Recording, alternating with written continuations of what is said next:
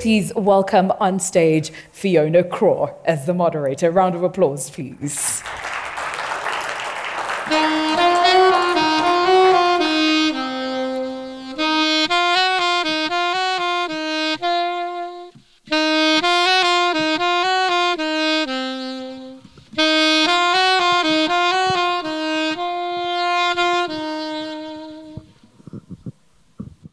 Hi, good afternoon, everyone.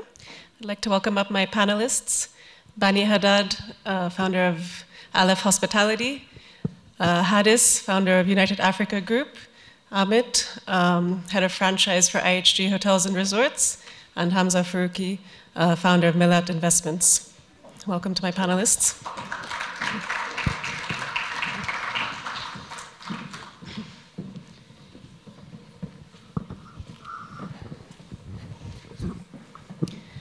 So today we'll be discussing the significance and viability of international brands in Africa. Over the past 2 decades, the brand landscape has significantly changed. We're seeing more and more brands entering the markets, dominating the landscape in markets like Nairobi, which were previously almost entirely unbranded. Today, more than 65% of hotels are internationally branded. Brands are looking at getting into the safari circuit, beach destinations, and so on. Secondary markets are becoming more and more important. However, some owners still choose to keep their assets unbranded. So today we're going to discuss what the key drivers are behind branding and their viability. So I'll let my panelists briefly introduce themselves before we get into it. Bani? Thank you, Fiona. My name is Bani Haddad. I'm the managing director of Aleph Hospitality, a third-party or independent hotel management company. We operate a portfolio of hotels across the Middle East and Africa, and it's a mix of internationally branded and non-branded hotels. Hi, my name is Haddis Tilahun. I am the founder and co-chairperson of the United Africa Group. United Africa Group is an investment or private equity company. We invest on asset, and we identify brands to manage our properties. Thank you. Good afternoon, everybody. My name is Amith Khanna. I head the franchise division across Middle East, Africa, and Southwest Asia, which comprises of about 55 operating hotels and another 50 in the pipeline. It's great to be here in Windhoek. First time for me. Bismillahirrahmanirrahim. My name is Hamza Farooqui. 15 years ago, I was a trophy owner, and today I'm an owner who still carries a tag as student. They've called me a student, which means I'm still learning the business. But we're one of the largest owners of Hyatt properties in South Africa. And as I said, the family office has made a significant transition to be a ego trophy owner to being a much more hands-on, evolved asset owner, and something which I like to use the word, a thoughtful owner. Great, thank you. So Bani, coming from the standpoint of a white label operator, you operate a number of hotels which are branded and also a number which are unbranded. What is the driving factor for having an international brand in the hotels that you operate? You know, Fiona, so one of the first things we do as a white label operator when we sign up a hotel management agreement with a hotel investor is assess whether we need an international brand or not. That's one of the first added value that we bring to the table. In a market like Africa, we have a mix, as I said, of internationally branded and some of the assets which are not internationally branded. The benefit, obviously, of having a brand in most of the cities, our first reaction is, yes, we need a brand. But then when we start digging deeper, it's not always the case, because there are a number of factors that we take into consideration. First one, the investment required to get the international brand, whether it's a new build or a conversion. The second one is the market demand, so when we enter new markets, especially, we did it in a number of places where we knew that we were going to be the only professionally built and operated hotel. And so we had the question, what do we really need an international brand at this stage for the first 4 or 5 years? What added value is it going to bring? But we find most of the time that the added value is one on the system distribution, of course, it helps us in the booking, but also something that a lot of investors underestimate is the added value on the average room rates. And that is an important factor that we take into consideration. Very difficult to pinpoint, but there is always, in Africa, we see around 15% added value on the room rate, average room rate, on average, depending on the cities. Great.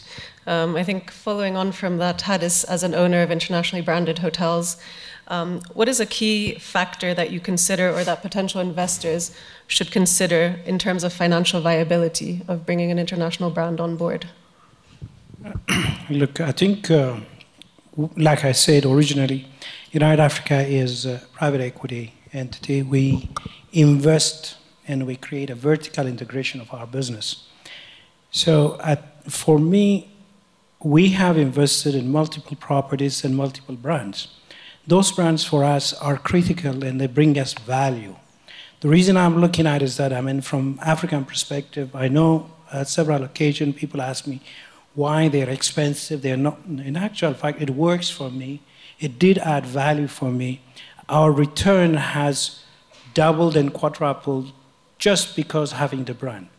One is that it created confidence for our visiting guests, especially arrival in Windhoek. Majority of arrivals are European or Western or international arrivals. The first confidence they have is that having been in Africa, in a branded hotel, in good property, in good standard, the expectations already be set. So that's one. Second thing is that from pricing perspective, we can ask and we can demand higher pricing, and then from value perspective, we would achieve the best return on our asset. Third aspect is that professionally, if we have to look at a professional management and creating that expectation of five-star properties at an international level, we should be able to source from the pool of the international brands who are our partners. So in a nutshell, I would encourage investors like ourselves in Africa. It's good to work with international brands. The question is, how do you negotiate your management contract? How much you're going to keep for yourself before you hand it out all?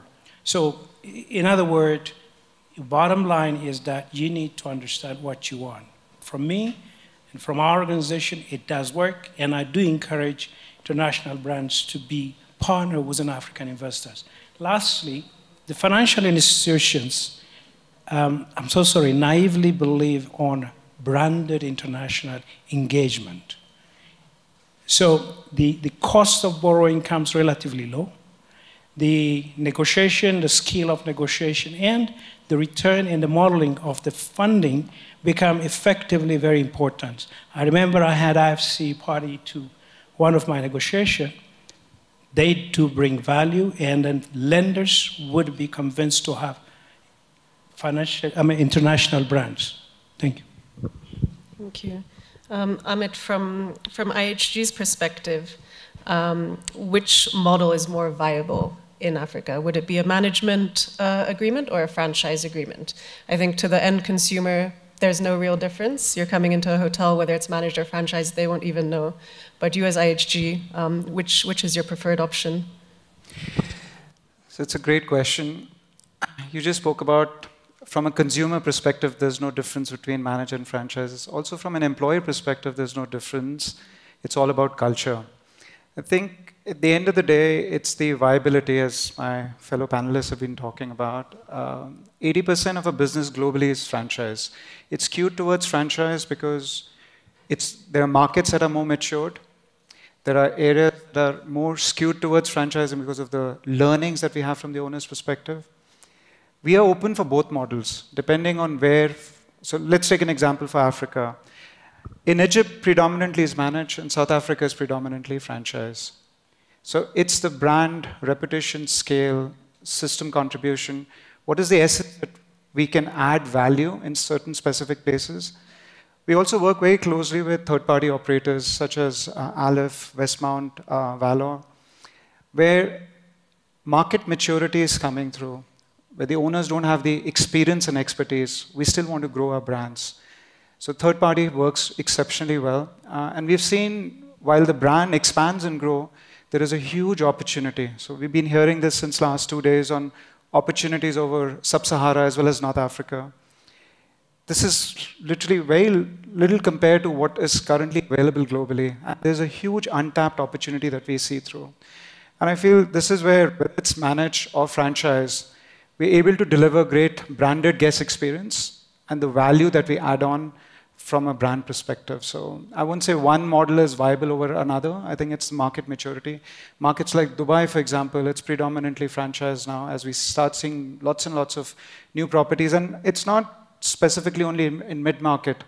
Luxury lifestyle, upper scale, upscale, and mainstream, we see an advantage of opening and growing through the franchise operating model. Hamza, from your point of view as an owner, what are the benefits you have seen from having Hyatt operate your hotels? Does the brand resonating with the international market drive business to your hotel? And what are the benefits from that? In our instance, South Africa is a very mature market which has a great blend of strong domestic, but also very strong international. Where I think we're very fortunate is that we've been able to forge a relationship with the brand and a brand like Hyatt of one where you build a relationship of trust. And trust is a very valuable commodity. Because when you build that commodity and you build that trust, the brand starts to understand that you're a different ownership group, starts to give you the kind of understanding in your strategy. So when you ask for additional support, optimization, be it in the form of commercial services, my view on the relationship between brand and owner is actually of a librarian. You want the brand to be the big library, and you want the guy on the brand to be able to tell you, give me the best book on food and beverage, give me the best resources so I can localize. And we've been very fortunate that we've been able to do that. Whether it's been around commercial services, food and beverage, and really disrupt. In South Africa, which has been a very complacent, lazy sector, where you have huge amounts of unbranded inventory, which has had a head start. We're very fortunate that we've been able to bring in a brand which hasn't really been present in South Africa and disrupt it efficiently. We're about to open the Park Hyatt, which is going to be the world's smallest Park Hyatt in Johannesburg. And I think that speaks volumes not just for the relationship that we enjoy, but also how the entire industry is going to be lifted with improved rates, with improved offerings. So I'm firmly of the view that the brand adds the value. For us, we've been very lucky that we've been able to tack and get the best of the brand, and lastly forge a relationship where it's sometimes difficult to say manage franchise. I call it the relationship of trust, which is underpinned by competence. If you're an owner who respects the guest experience, who's not going to fight on fire, light, safety, who's actually going to understand that if I put capex in the right areas, I'm going to get the right experience, I'll get the right yield. That's what works, and that's what's worked for us. Great. Amith, from IHG's perspective, what strategies and considerations do you employ to assess and meet the demands of African consumers? Do you tailor your product to the specific markets that you're entering? So from a brand perspective, there is, and if I look at Africa as a market, so many untapped opportunities that are there. So when we are entering a particular market, two key things that comes to my mind is infrastructure, tourism infrastructure, and accessibility. So what we're not looking at is the current demand drivers, but what is the future for that estate. And you'll all agree, hospitality is at least a long-term horizon. You're not just looking at what's immediately in the next 12 to 24 months. So we look at two aspects to it. One is, even if there are constraints due to airlift, infrastructure, what does the future entail in that particular market? Because more and more, and to Farooqi's point, I think the more we see international hotel brands coming into Africa as a continent, we'll see more global demand, global travelers coming in. and they're skewed towards various segments because the continent has so much to offer. So it's the uniqueness and in certain markets like Namibia, Botswana, Kenya, Rwanda, South Africa, and so on and so forth. The list keeps going on. Some of these uniqueness is not found in other markets. They're quite unique in certain aspects where you're able to draw that. So how do you market this, targeting the right audience? And of course, business mix is important. Which area, suppose Indian Ocean, do you need more resorts? Other areas, do we need more luxury, mainstream hotels through? So we look at demand drivers. And your second part of the question was around from a people perspective. So our colleagues are our biggest assets. They are our brand ambassadors. And for us, culture is built through those brand ambassadors. So if I look at a product, it is what standards are given, the reason why a customer would come back. But a service delivered through heart, through an experience, and when we look at, let's take an example of Hotel Indigo, where we bring in neighborhood stories. So you're bringing in a product and service, bringing all the regional nuances in. And I think it's about having the right brand in the right location at the right market. And while people keep saying right asset, for me, it's a longevity. You getting married in with an ownership. So it's not about how do I put a brand and a play of next 2 to 3 years.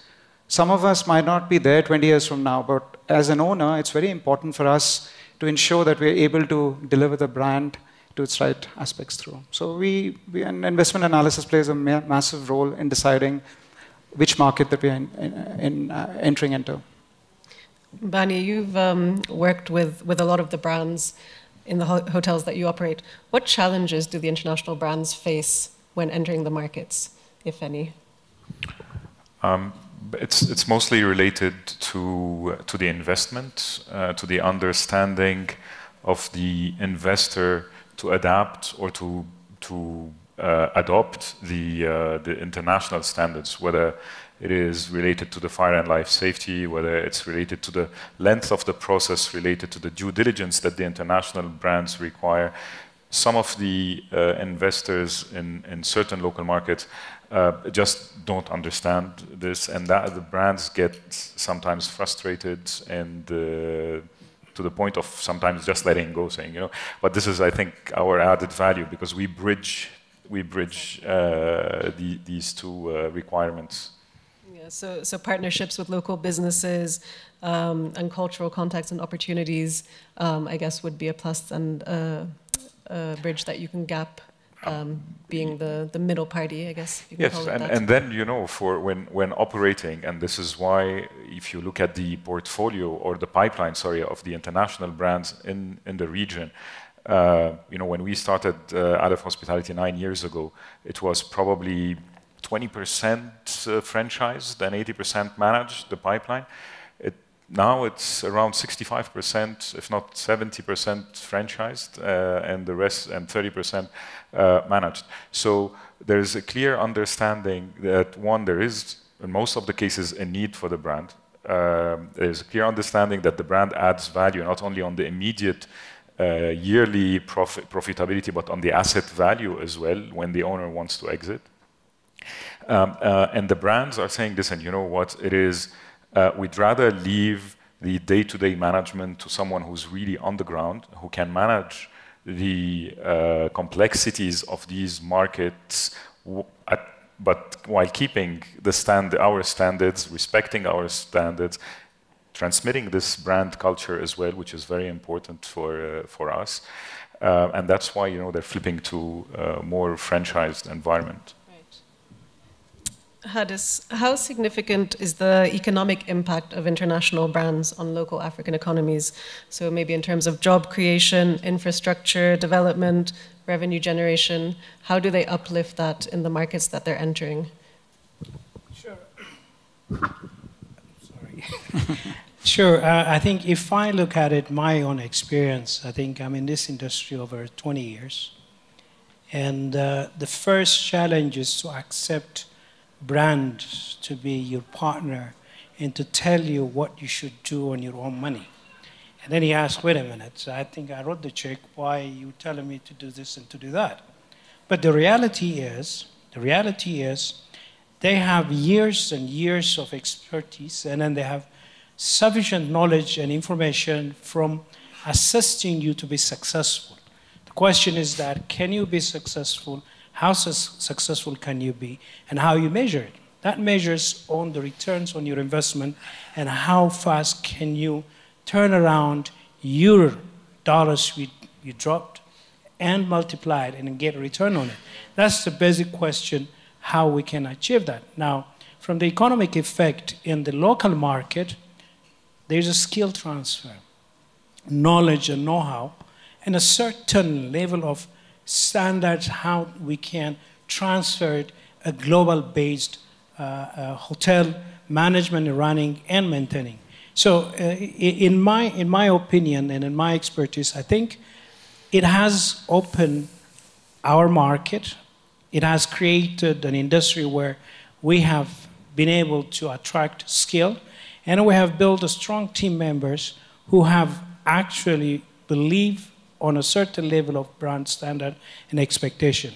Now, from employment creation perspective and from sustaining employment and from the economic transformation of trickling dollars down to the bottom of the team members recipient, that is critically important because it creates a stable, sustainable, and long-term revenue stream. Because in brands, when you sign a contract, you sign minimum 25 years. Mm. So that 25 years is it's seriously a long time, and then this creates an economic impact and multiplier effect.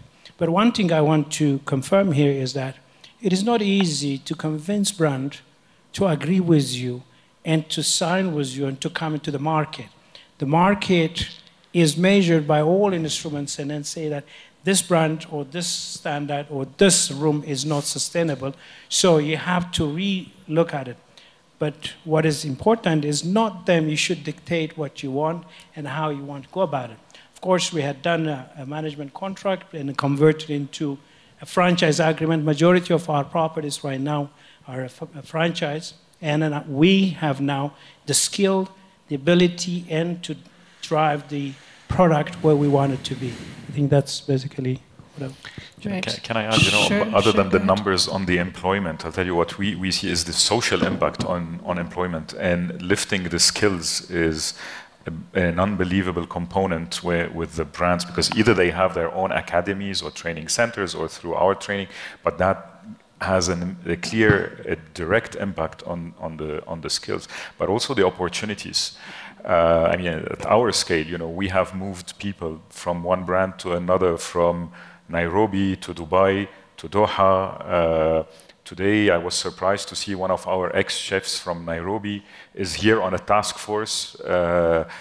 She came to me and I was like, wow, that's unbelievable for someone who, imagine a chef who's working in a locally unbranded hotel, they would never have this exposure, and that adds and enrich their experience and career. So there's this aspect as well that comes with the brands. Yeah, absolutely. I think one of the points raised at one of yesterday's roundtables was surrounding the brands and key positions. So your GM, financial controller, executive chef, a lot of the operators would employ expats in those key positions. So I think it's important to also empower your local staff to take up those positions. So I think it's great to hear. If I may add quickly, I think what happened is that gap was wide.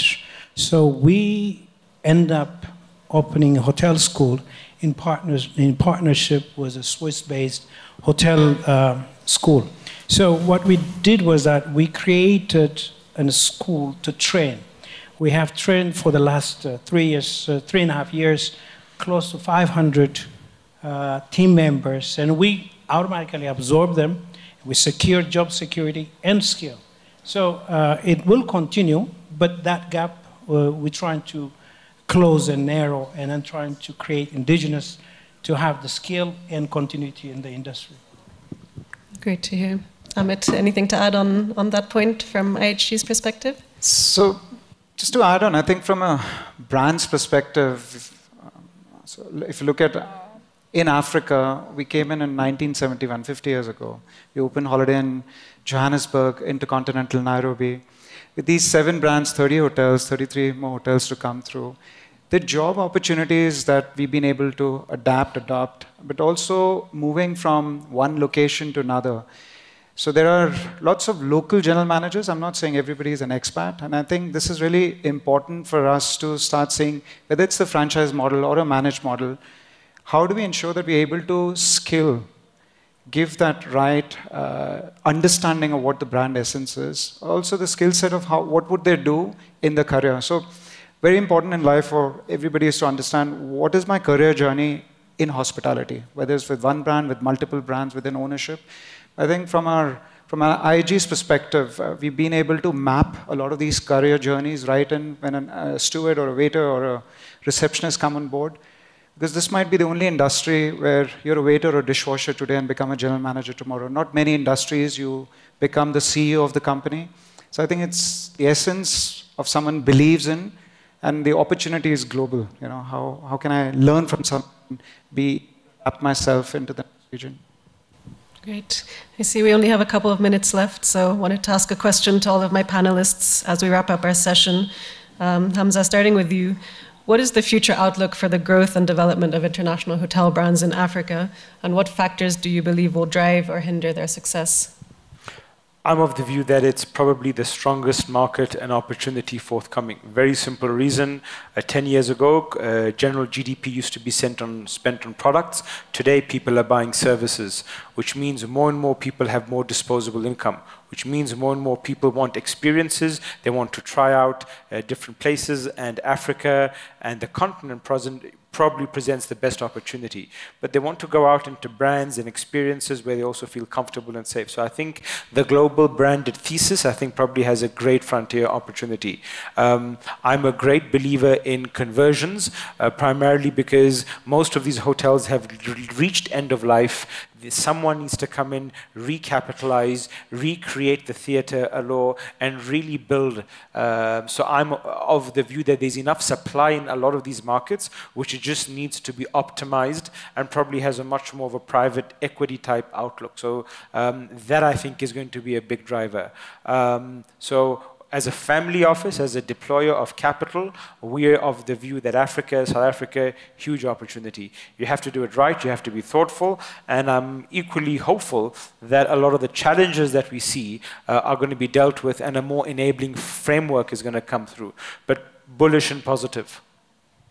Great to hear. Amith?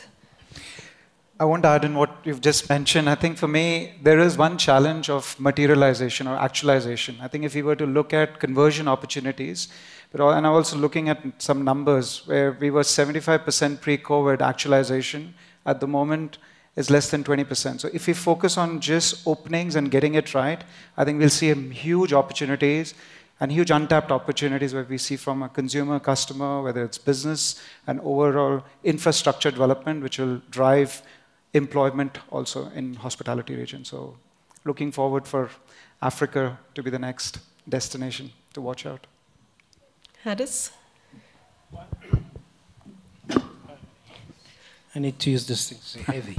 But in any event, so I equally believe that there are a couple of opportunities which has occurred in the past few years. Opening of the borders and an inter-Africa trade. The second one is that African countries start to open their border for visa-free travel. So that will create a huge opportunity movement of people. So we need to have hotels to accept and receive the business travelers and to engage and create those. That's an opportunity I think the Africa is going to have soon. It will grow very fast, and those are the opportunities I'm looking at. Bani? Two quick points because the time is up, but one, financing, that's the biggest challenge, obviously. It was mentioned by Trevor earlier on. And the second one, I don't think this situation is so alarming for the time being, because actually I'm not sure there is enough demand to open all these hotels which are planned, and to unlock this, we need to unlock the connectivity and the airlift. Once this is unlocked, then I think we will see a completely different situation. Great. Thank you so much to my panelists. Thank you to everyone. Thank you. Thank you.